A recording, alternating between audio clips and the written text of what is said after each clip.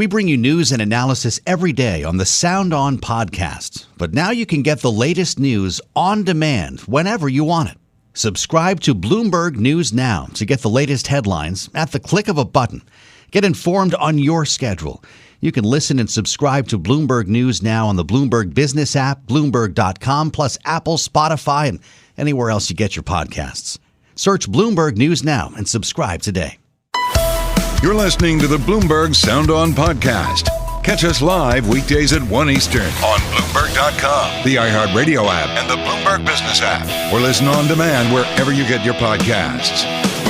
Thanks for joining us. I'm Joe Mathieu in Washington, where, of course, there are many questions about our support for Israel without a Speaker of the House, and we're going to get to the Speaker's battle. But let's start with what we know here on day 7. As I look to the terminal, the Israel latest column is being constantly updated, and they're doing a really great job on this. As Secretary of State Antony Blinken touches down in Tel Aviv. We're going to talk about his visit here in just a moment with Nick Wadhams. He's already expanded the trip, though, with the headline, Blinken expanding the trip to Saudi Arabia and Egypt. He spoke a short time ago upon his arrival in Tel Aviv. I'm here quite simply with one message, and that is the United States stands with Israel today, tomorrow, every day.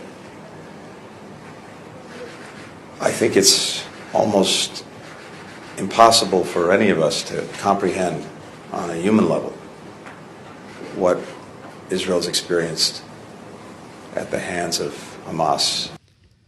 He was speaking there extemporaneously after meeting with a group of survivors of the Hamas attacks last weekend. He later held a formal news conference. In fact, it may still be underway, in which he was asked about the strike carrier group, the Gerald Ford, that's heading in that direction, and other potential U.S. military involvement. Here's what he said. We are, of course, as you know, providing assistance as requested by Israel for its efforts. That will continue, and we're working closely with Congress to make sure that Israel has what it needs to do what it must.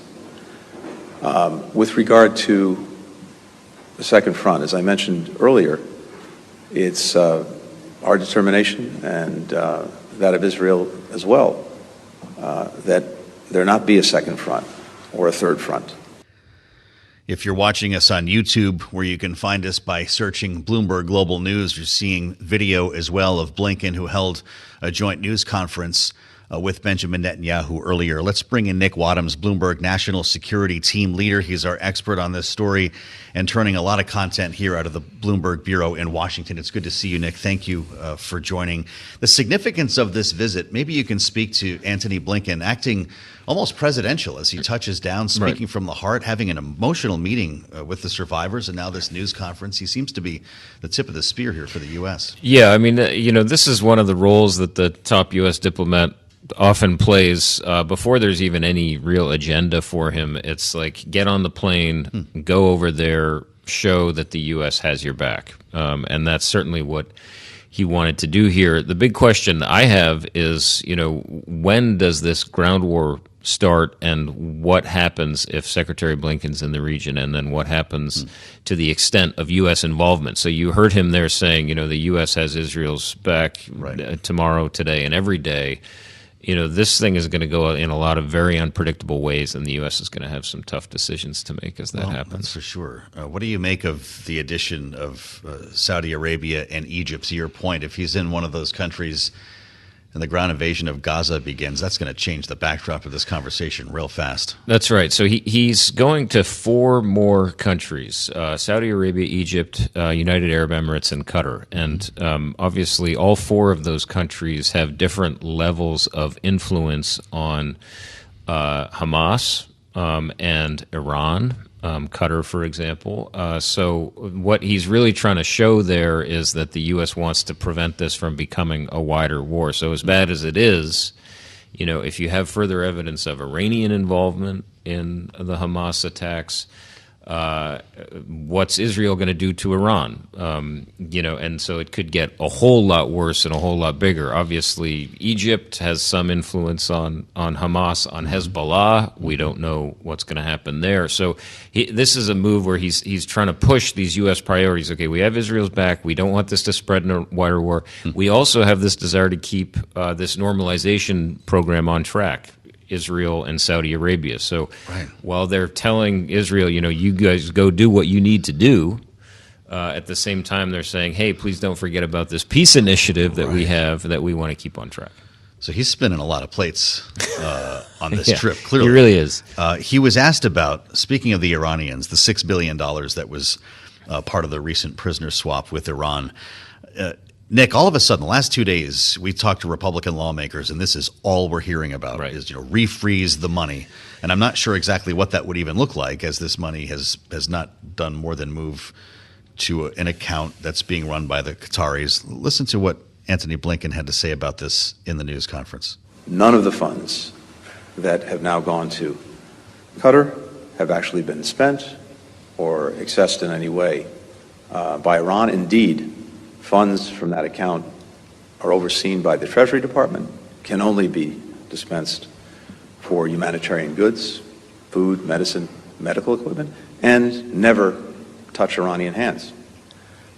We have strict oversight of the funds, and we retain the right to freeze them. What's going to happen to this money? We retain the right to freeze them. This was part of a deal that was made. Would that agitate the Iranians further?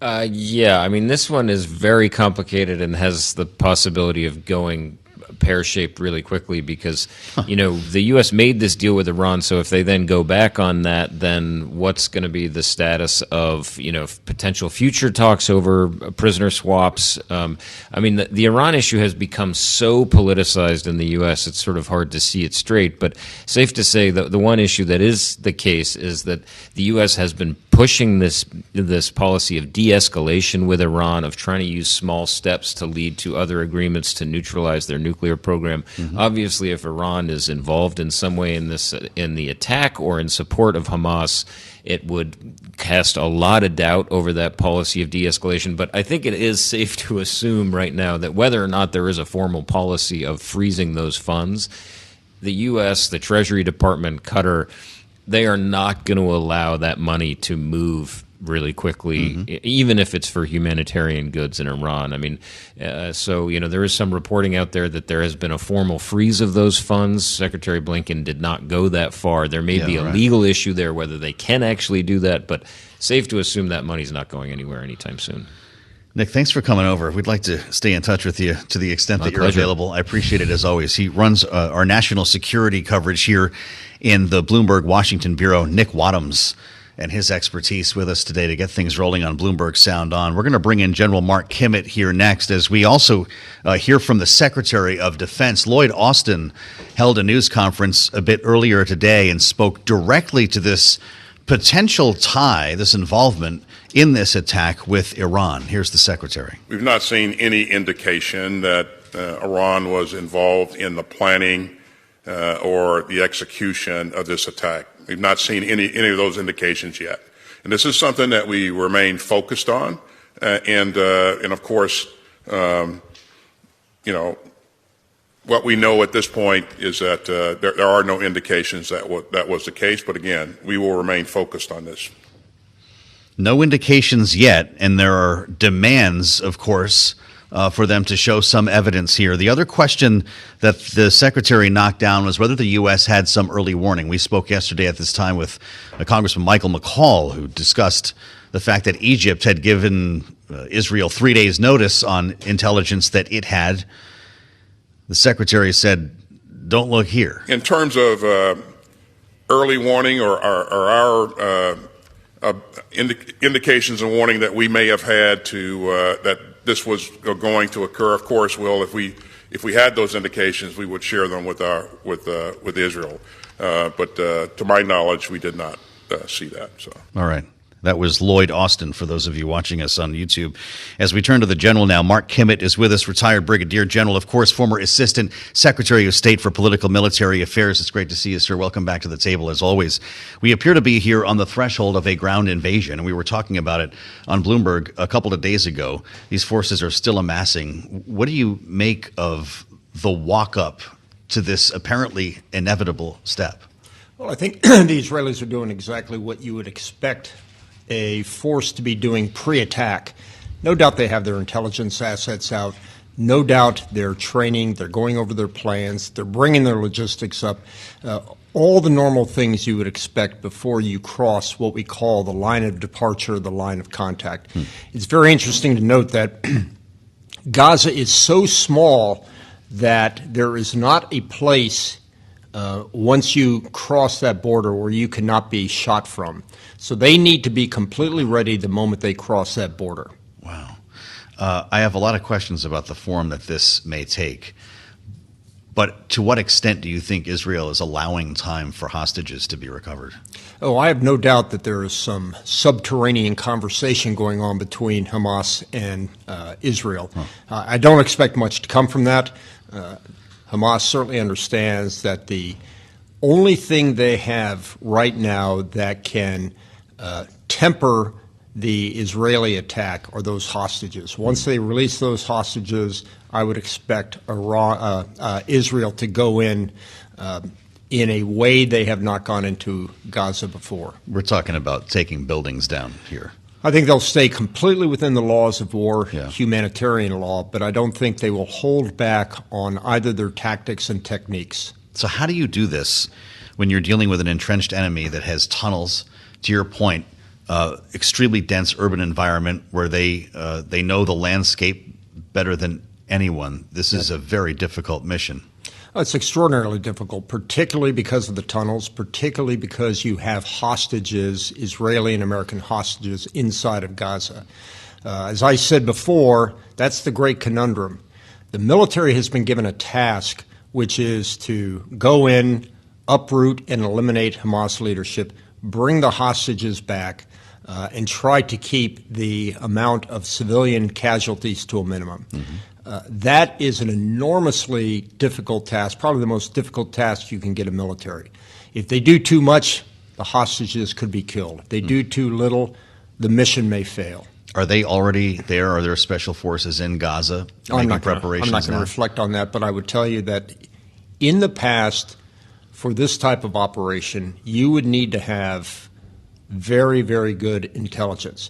Now, given that it appears to me that the Gaza Informer Network that Israeli intelligence has had could have been wiped out before the attack, they're going to need to get ground intelligence, close-up intelligence, and that can't be done from a satellite, can't be done from a radar.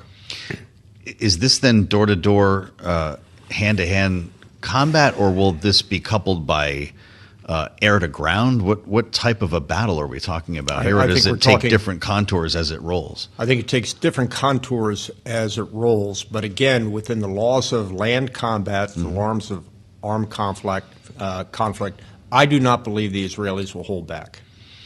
They obviously have resources Hamas does not have. What are the most important ones? Their troops. Yeah. They have disciplined troops that are completely enraged by the atrocities committed. I would not want to be on the wrong side of an Israeli rifle right now. No, sir. The Gerald Ford is steaming to the eastern Mediterranean. Apparently the Ike is as well. Yeah. Will they take part in command and control, or this is really about projecting power and providing a deterrent? I think the main mission is to deter other actors from getting involved. That was the clear message from President Biden. However, those aircraft carriers and those strike fleets have tremendous intelligence gathering and tremendous planning capabilities. They're also bringing in special units, no doubt, and if in fact somebody decides to cross the line and make this wider conflict, it is a tremendous defensive capability, deterrence capability. We could see a lot of things take place over the coming days and weeks. Do you have any sense of timeline when they roll in? And if I did, I wouldn't tell you. Yeah, well, I'm sure that's probably for the best. Mark Kimmitt, it's good to see you. Good to see you. As always. We learn something whenever we have the general with us here on Bloomberg TV, on YouTube, on radio, whatever the platform might be. Retired Brigadier General, former Assistant Secretary of State for Political Military Affairs. I'm Joe Mathieu in Washington, and glad you joined us. We get analysis on everything we've been talking about and turn our attention as well to the battle for Speaker here in Washington with Republican House members behind closed doors today. Lauren Tomlinson, Republican strategist, is up next. This is Bloomberg.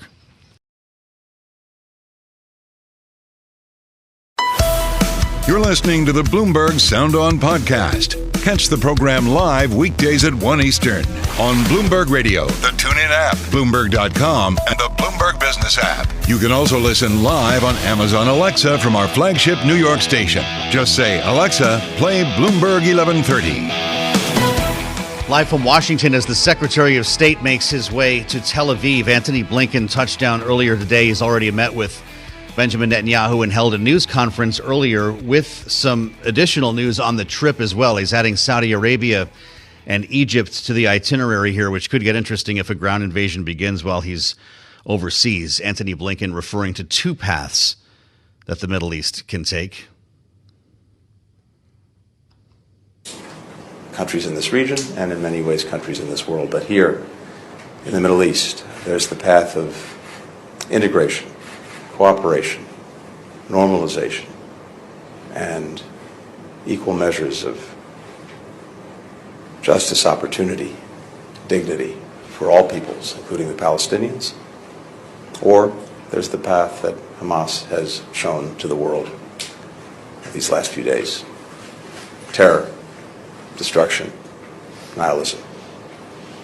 A path that leads to nowhere for anyone, except to the darkest places in our souls. The darkest places in our souls. Antony Blinken sounding and speaking somewhat presidential on the visit here, speaking off the cuff in that case, and making a lot of headlines from overseas as he met as well with the survivors of the attacks from last weekend. We'll have more on that coming up here as we bring Lauren Tomlinson into the conversation. You know her as a Republican strategist here on Bloomberg. It's great to see you. Welcome. People should also know not only you're a partner at Steer PR, but you were also in the national security space for a long time as an official at the Department of Homeland Security. You helped to advise the committee on foreign affairs in the House. And so we appreciate your perspective. I'd like to get to a couple of things today with you. And we can start with this trip.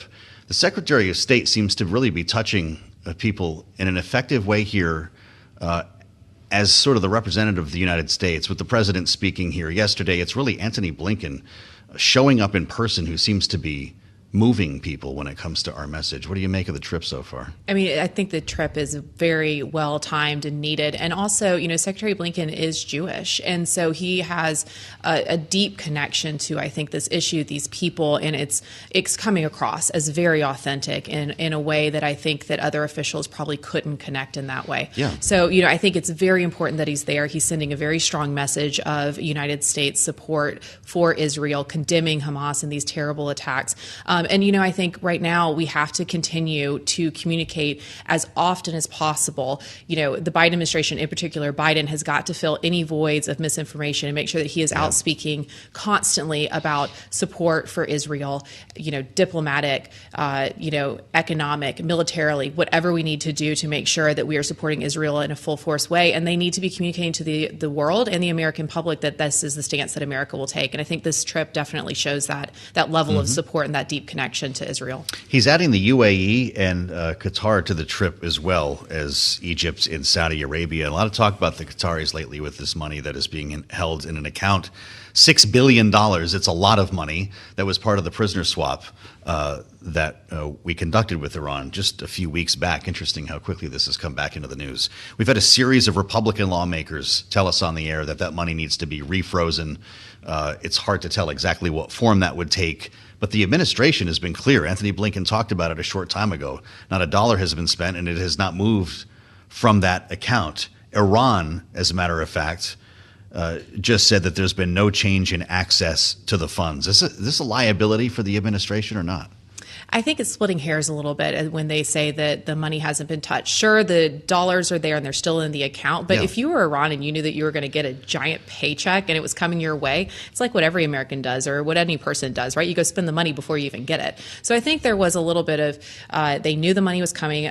Palestine in particular already had $75 million in food aid that had gone to them.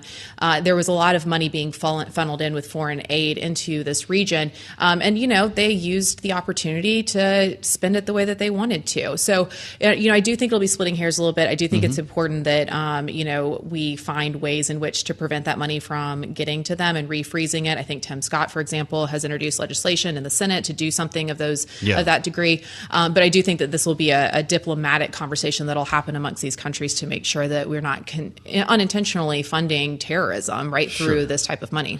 Well, it's interesting because Tim Scott, boy, he went pretty far with this. He said Joe Biden has blood on his hands. I mean, he essentially blamed the attack on Joe Biden, which without any real clear evidence of that seems to be going a bit far. And then there's the matter of Iran, of course, just overall, whether it helped plan, never mind finance this attack. And we found no link there either. Do we not need to be careful with the way we're talking about this? There used to be this rule when I was working in Congress where you didn't criticize the American president when he was abroad or when you were at war. And I do think that there's restraint that needs to take as far as our domestic politics go when we are attacking ourselves from within, when we need to be showing nothing but strength and unity abroad. And I think that's a message that probably needs to be conveyed to both sides of the aisle during this time, is making sure that, yes, there is going to be lots of opportunities after this conflict is over for us to do hot washes and, commissions and figure out where the intelligence failures were and what the U.S. could do better and all of those types of things. But at this moment, we really need to be focused on our response to the terrorist attacks, how we're supporting Israel, and making sure that our government is functioning in a way that we can actually provide that type of aid. There's going to be a big debate about supplemental funding at some point once there's a Speaker of the House, and we'll get to that. But I wonder what you make of the approach right now, because they're talking about bundling a lot of stuff together, funding for Israel, funding for Ukraine, funding for Taiwan, and border security funding to either make it impossible for anyone to vote no or somehow mandatory for everyone to vote yes. I'm not sure the psychology here. Is that a good approach when Republicans have clearly an allergy to an omnibus budget bill like this?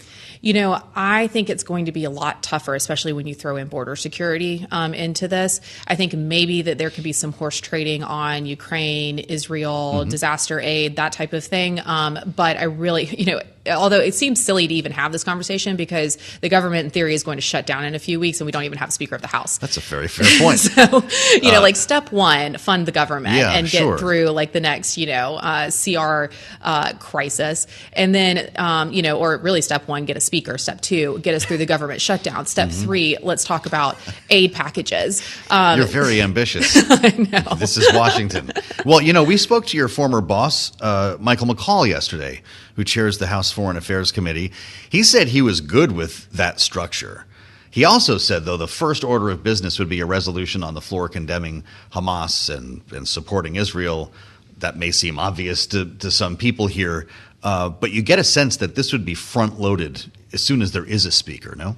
Oh, absolutely. I think there's huge urgency here to make sure that, once again, that the United States is showing full support. Our government is funding, and helping the Israelis however we can. And part of the strategy, too, and, McCall probably knows this better than anyone, is it is going to be imperative for us over the next few weeks to make sure that other countries don't jump into this conflict, that this doesn't become an all-out war against Israel. And, I think there was a lot of success today with Jordan releasing the statement that they did. It was very measured, and it obviously indicated that they were not going to jump into the fray. Yeah. There's lots of questions about some of the other countries on Israel's border, but that is priority number one. And part of that deterrence will be a show of strength from the American government that we will support them in this. So, McCall's right as far as front loading this and making sure that we take care of it quickly, because the next 2 weeks are going to be really important for that effort. The next 2 weeks, indeed. And that's why there are not now one but two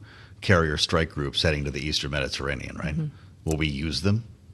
In theory, and I think that there's a lot of conversations about how exactly we extract hostages if that comes to it. Yeah. So again, moving assets to the region is going to be a really important part of that, depending on what type of operation they end up doing. You tend to think some of this stuff is already happening and we don't know about it. Is that just me? Yeah, I mean, absolutely. Absolutely it is, right? Yeah, there's, I have a lot of faith in our national security apparatus, the intelligence community. We have a very capable government and, the most capable defense structure in the world, really, the most capable government in the world to take care of this and to do these types of things. Mm-hmm. So while we talk about things from a political perspective or, in open channels like this, there's so much that's going on behind the scenes that we'll know later. People have no idea about right now. Yeah. It'll all be in the book, as they say. You're listening to the Bloomberg Sound On podcast. Catch us live weekdays at 1 Eastern on Bloomberg.com, the iHeartRadio app, and the Bloomberg Business app. Or listen on demand wherever you get your podcasts. The U.S. offers charter flights out of Israel. Welcome to Hour 2 of Sound On. As the administration moves to help people leave the country who are looking for a way out, and we're joined ahead by Congresswoman Nicole Malliotakis, who is helping to lead the push to get New Yorkers out of country. The Republican will also give us an update on the fight for Speaker, which continues here. We'll discuss that later with Bloomberg Politics reporter Mike Dorning. And data today on inflation. We'll be joined from New York by Bloomberg economics editor Michael McKee. We've got news as well today on the auto strikes in Detroit, which are expanding. And we'll have all of that for you over the course of Hour 2 here on Sound On. Live from Washington, thanks for joining us. Kailey Leinz is here, just back from Capitol Hill, and it's great to see you. As always, Kailey, you were there. You were as close to the sun as you can get today, and we didn't learn anything really about the race for Speaker. The session, I think, on the floor lasted about 2.5 minutes, and I guess the Republican conference meeting behind closed doors didn't last a lot longer. Well, we're still hearing from members who are coming out of the meeting. It's unclear, really, Joe, to your point, how much progress they're actually making in there. It seems like it's generically an airing of grievances about Steve Scalise. Steve Scalise trying to allay some concerns as he tries to get the 217 votes he needs to be Speaker. And yet I caught up with a number of members outside of the room who said they are still not with Scalise. Carlos Jimenez, for example, is still McCarthy only. Yeah. There's others like Congressman Miller who are still no's on Scalise, and some who are saying, like Congressman Self, they're going to vote Jordan, even though Jordan said he would give the nominating speech for Scalise. It just feels like it's still math that isn't adding up. My God. I'm glad you came back because I'll tell you what, Congresswoman Malliotakis is still there. Nicole Malliotakis of New York, of course, back with us on Bloomberg and joining us from Capitol Hill. Congresswoman, it's great to see you. I want to ask you about your efforts here involving Israel. But with regard to the fight for Speaker, do you have a popsicle headache yet? Look, it's very frustrating to me because I just want to move forward, elect a speaker, and get back to work. There's just too many things going on in this place. We have government funding that's going to run out in roughly a month, and we need to pass the remaining 8 of the 12 appropriation bills and send them to the Senate so we could begin these negotiations and try to get some wins for the American people who want to see wasteful, excessive spending cut. They want to see a secure border. And so I was with McCarthy all the way. I mean, McCarthy was a great speaker. What happened to him was a travesty, and it was an injustice. But he's no longer running, and I supported Jim Jordan. Jim Jordan did not come out ahead of Steve Scalise. Steve Scalise won yesterday's vote. And as was reported, Jim Jordan supporting Steve Scalise. So I'm with Steve Scalise now. He's a good person. He's an honorable person. He will make a good speaker. The bottom line is we just need to get in that room, elect a speaker, and move forward. There's just too many things happening in the world, too many threats here at home. We need to get the job done and start protecting the American people. Well, Congresswoman, you say you think he is a good and honorable person, but does that make him the person within the Republican conference who can get 217 votes? It just seems like it's very difficult for him at this moment. Yeah, look, it seems that I don't know that anyone can get 217 votes. That's the problem. I mean, there's always seems to be a small faction who's opposed to anybody that we put up, and it's not always the same 8 people, right? So we had Matt Gaetz and his crew work with the Democrats to remove Kevin McCarthy, who was supported by 97% of our conference, and now we have a different 10 to 20 people who are opposed to Steve Scalise at this time. So it is challenging and it is frustrating for people like me who just want to move forward. I supported all 3 of those individuals. I'm sure there's many other people within the conference who can do the job. But we just need to be united and understand that our fight should be with the Senate, with the White House, for the conservative policies that the American people want, and that in this time when there's so many global pressing issues that could easily become domestic issues, and they are in many ways, right? Because we have Americans who are in Israel that we're trying to get evacuated. We have some that have sadly already been killed by Hamas. This is exactly what we should be focused on today, is how do we support our ally Israel? How do we get those Americans home, which is I've been pushing the State Department, and finally we've got some good news today. But this is what we should be doing, not sitting in a room, airing grievances. Yeah, it's got to be tedious. I just wonder, to the extent that you engage with your colleagues, Congresswoman, what do you tell your fellow Republicans who disagree when you're behind closed doors in a meeting like that today? Or is that not the tenor of these gatherings? Look, I think everyone gets an opportunity to say how they feel, where their support is, what their concerns are, what needs to be changed. And that's fine. But at the end of the day, we still need to, if it's not going to be Steve, we need to figure out who it is. But somebody has to get the 217 that is needed so we can proceed with our legislative business. It's only going to make things worse if we don't get to pass the appropriation bills that need to be passed and send them over to the Senate now. That's delaying a process. And then they're going to be all upset in a month when we get stuff back from the Senate that we're unhappy with, and there's no time to negotiate.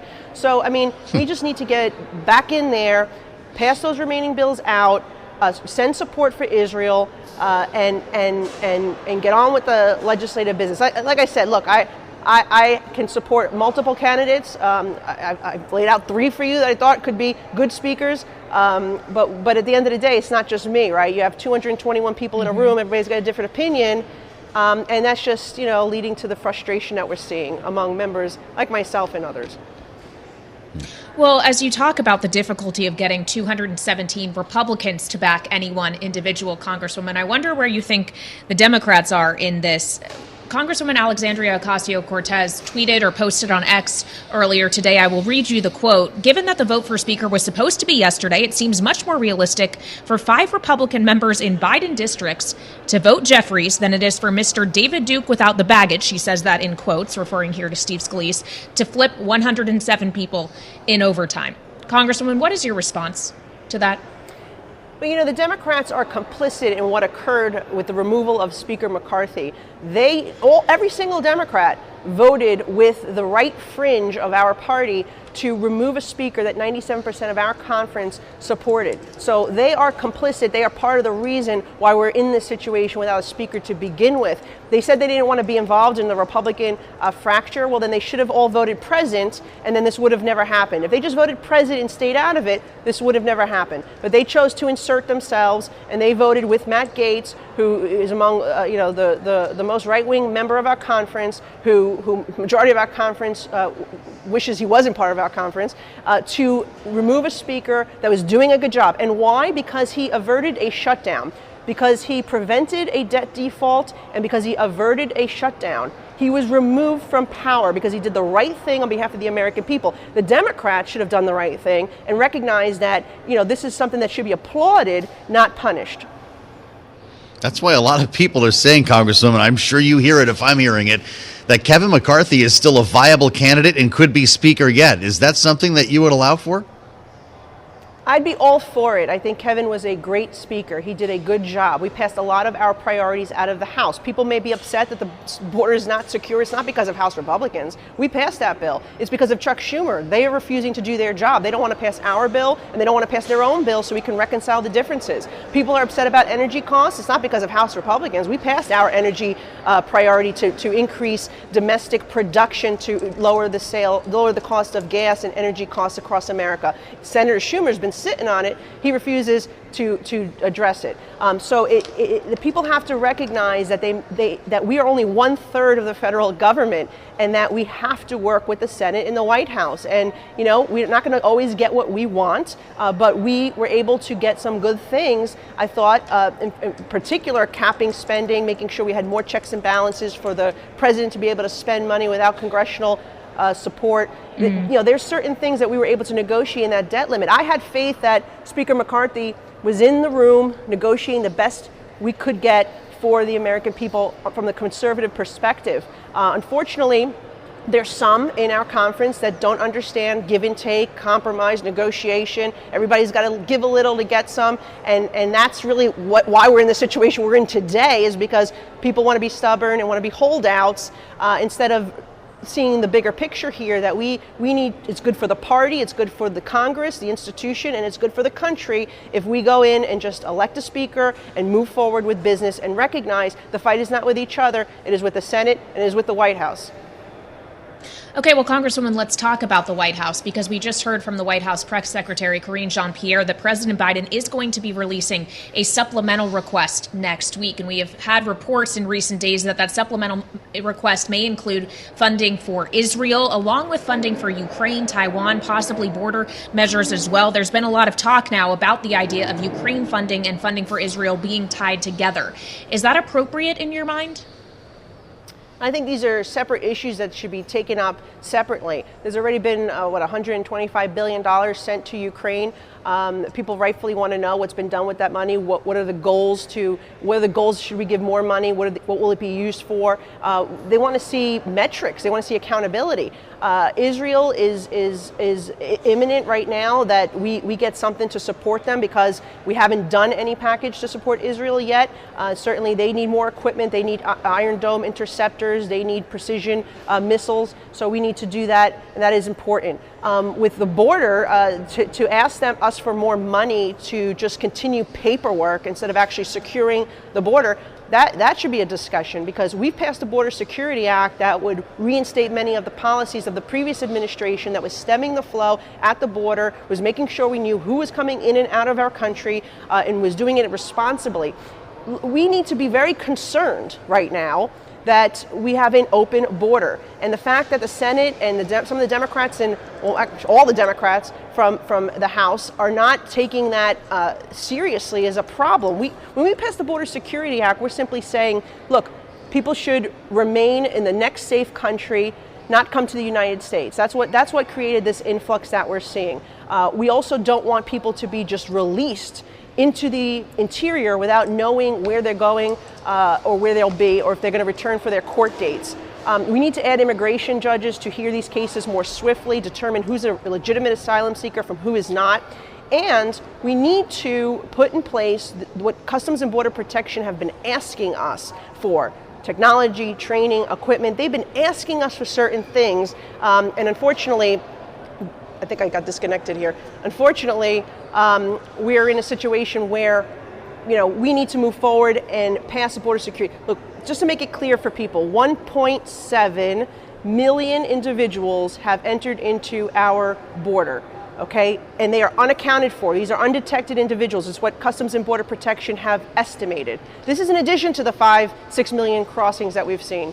1.7 million individuals. We don't know who they are, where they are, what their intentions are. This should be very concerning considering what is happening in Israel right now. All right, if you can still hear me, Congresswoman, I'm not sure that she can. Let's see if we can figure that out. This is the beauty of live broadcasting. Absolutely. Joe. That's actually happened to me on the air before. Congresswoman, I apologize. Right, that's happened to me as well on the air. It's a horrifying feeling. I just want to better understand, though, your answer to Kailey's question. Would that bog down, then, a supplemental request for Israeli funding? Is that why you want to see that handled as a separate matter? If you're going to bring the border into this and you're going to bring Ukraine into this, there's a lot of questions that members have. Particularly, we want to see real border security, and we want to see some of the policies that we've passed in our Border Security Act enacted. So yeah, that could slow down support. And it's probably why the administration wants to insert it in there, because they're trying to just get what they want without having to answer questions from members of Congress. But we have checks and balances. We have oversight. We have to hold this administration accountable for what they are and are not doing.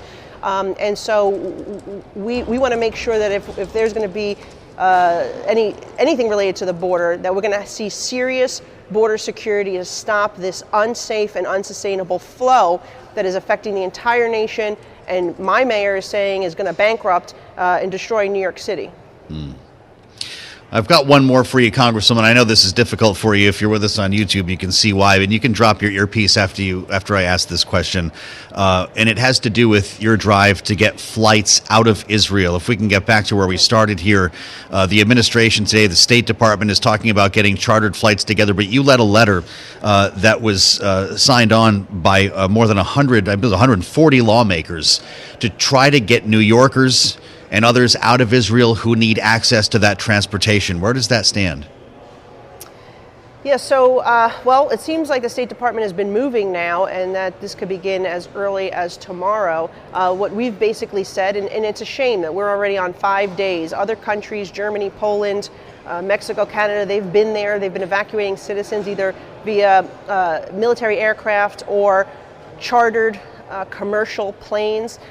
We believe now that we finally are hearing that the State Department is going to start evacuating individuals via chartered planes as early as tomorrow. So we're waiting for that evacuation plan. I think for those who have relatives, loved ones, American citizens who are in Israel who are trying to leave, I think the most important thing they could do right now is make sure they're registered with the State Department. They could do it online. I've posted this information on my Facebook page. People can get it off of there. And you should call your member of Congress. I think that's really important because my office has been working directly with constituents to try to get them on charter flights through another means, without the help, unfortunately, of the State Department, but through a Congressman, Corey Mills, who's on the ground right now. And we've been able to get either people to Jordan or now we're working to try to get people to Cyprus. So what I'll say is it is important that you let your Congress member know if you are in Israel or you have a loved one, an American citizen is in Israel, so that way they can help track and expedite the situation and get them on the right path. It's a really important message. I'm glad you could join us, Congresswoman. Thank you for spending some time with us today from Capitol Hill on what, of course, we know is a very busy day. Nicole Malliotakis, Republican from New York, clearly going through a lot here, Kailey, and frustrated at the process involving the Speaker or lack thereof.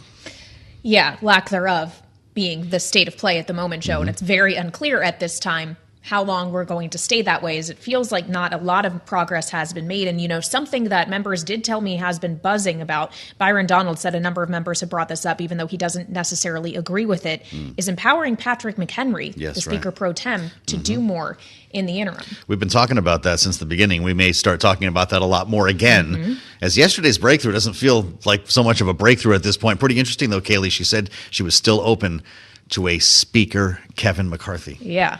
We'll see if that actually has to become a reality, potentially. We'll see. Someone's got to get the votes, right? Find us on YouTube. Search Bloomberg Global News if you want to see Patrick McHenry really slam that gavel. I'm Joe Mathieu alongside Kailey Leinz. It's the fastest show in politics. This is Bloomberg. Thanks for listening to the Sound On podcast. Make sure to subscribe if you haven't already at Apple, Spotify, and anywhere else you get your podcasts. And you can find us live every weekday from Washington, D.C. at 1 p.m. Eastern Time at Bloomberg.com.